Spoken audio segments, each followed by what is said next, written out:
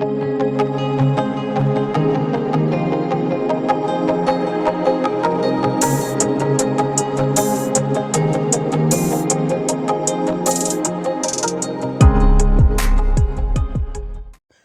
students, you're welcome to today's lesson. Today we will be looking at another interesting topic, environmental resources.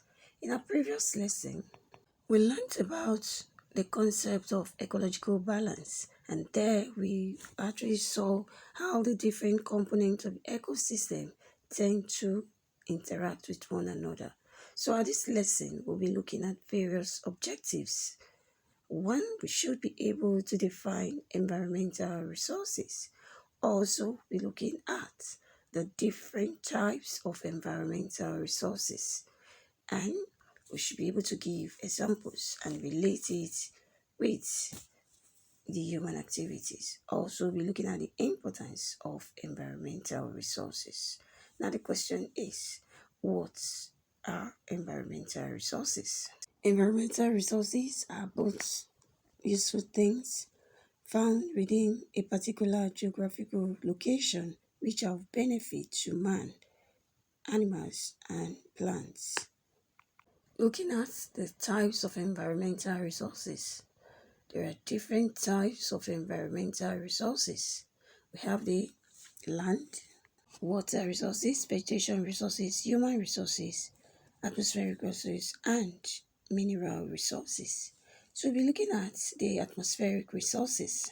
Atmospheric resources are those elements such as wind, water, sunlight, and gases which are of benefit to man, animals, and plants. Resources of the atmosphere include sunlight, oxygen, carbon dioxide, wind, nitrogen, ozone, water vapor, smoke, dust particles, and some inert gases. Nitrogen contains about 78%, while oxygen 21%, and carbon dioxide about 0.03%. Looking at the importance of atmospheric resources, they are used by plants and animals for respiration. Also, it supports the burning of materials, which is combustion. Oxygen also supports animal life, while carbon aids photosynthesis, which has to do with the green plants trapping the energy of the sun and using it to produce their own food. Carbon dioxide combines with water to produce chemical weathering. Also, green plants take in carbon dioxide. Nitrogen, which is found in the atmosphere, is required by plants for the manufacture of protein. Nitrogen is also used for making fertilizers.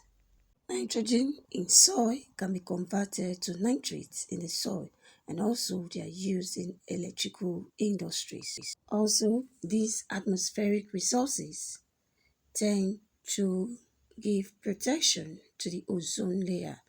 They help to protect the ozone layer and help in rain formation. This is as a result of water vapor that are found in the atmosphere. Water vapor also tends to moderate the atmospheric temperature of the place. It also aids the drying of clothes. Now looking at the different atmospheric resources and their importance, carbon, which has to do with carbon dioxide, is needed by plants for photosynthesis, while nitrogen combines with water to provide food for plant growth. Nitrogen is required by plants for the manufacture of protein, and they are also used for making fertilizers. The ozone layer, which acts as a blanket to the earth, it protects the earth and its living things against the burning effects of ultraviolet rays of the sun. While water vapor is important for rain formation. This rain, which is being formed, is used by plants and animals in the process of chemical weathering. Rain provides water for human consumption. They also provide water for agriculture and reduces the temperature and feeds rivers with water. Sunlight helps to provide solar energy for drying of clothes and also provides a source of vitamin D, while wind is used for windmills and for pumping water. Next, we'll be looking at water resources. Water resources are those materials which are found in water and are of benefit to man, animals, and plants. Different sources of water exist. They include ocean, lakes, seas, springs, and wells. Next, we will be looking at the vegetation resources.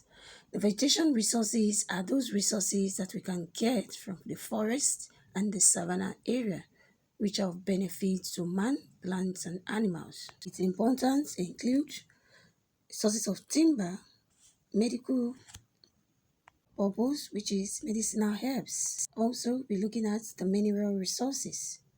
Mineral resources are resources which are valuable that are found in rocks and weathered layers of the earth. We have different types of mineral resources, and these are just metals, construction minerals, ceramics, metallic minerals. And so, looking at land resources, there are those minerals, those things that are found on the surface of the earth. While human resources are the human input in development. This has to do with knowledge, skill, technology, labor, and purchasing power. Some of the factors affecting the quality of human resources are: 1. Education. Education plays a vital role in the type of input a man or human can generate. Another factor is skilled and unskilled labor. Now, this has to do with humans who are practically good in a particular field and those who have no knowledge on that. Health is another factor affecting the quality of human resources. The health of an individual is very vital, since it is only one who is healthy that can contribute immensely to the development of any establishment. So, taking care of one's health is very vital, since it determines the input that one can give to any organization. The human resources is so vital because it is man who help to manage every other resources that are found in the environment. Remember, we said the human resources are resources of the environment that are usually organized by man for optimum use, and the ability of man to make the best use of these resources depending on his level of education, technology, and culture. With this, we have come to the end of the lesson. Please do well to attempt your quizzes and ask questions if there are any. See you in my next class, and bye for now. Thank you.